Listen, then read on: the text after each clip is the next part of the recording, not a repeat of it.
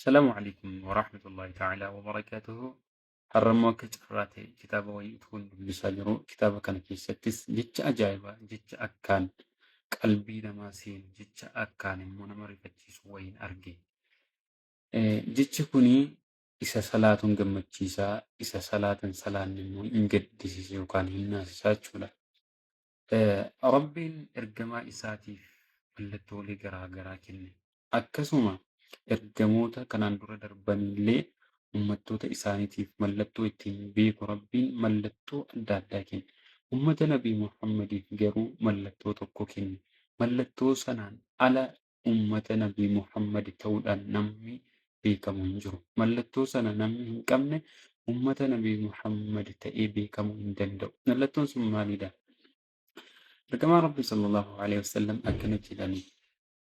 Ummanni kiyya guyyaa qiyaamaa bakki isaan qaama isaanii irraa wadu'a godhatanii salaataa turan guyyaa qiyaamaa inifa jedhan nuura qaba jedhan ummata hunda keessaa addatti ifee mul'ata jedhan.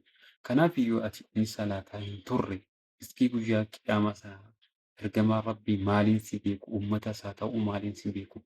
Kanaaf iyyuu salaata dhaabdee namni jirtu har'arraa qabeetii jechi kun jecha koo osoo hin taane jechi ergamaa rabbiidha. Salaata jabeessii salaata inni dhaabbii jirtu salaatiin siin jedha. Maaliif guyyaa qiyaamaa ummata addunyaa kana guutuu keessaa ummanni musliimaa kan salaataa ture bakki inni wudu'a godhatee ittiin salaataa ture sun addaatti iftee mul'attu ummata hunda keessaa. Ati inni salaataa hin turre garuu wanti ittiin beekamtu tokko iyyuu hin jirtu. Kanaaf salaatiin siin jedha.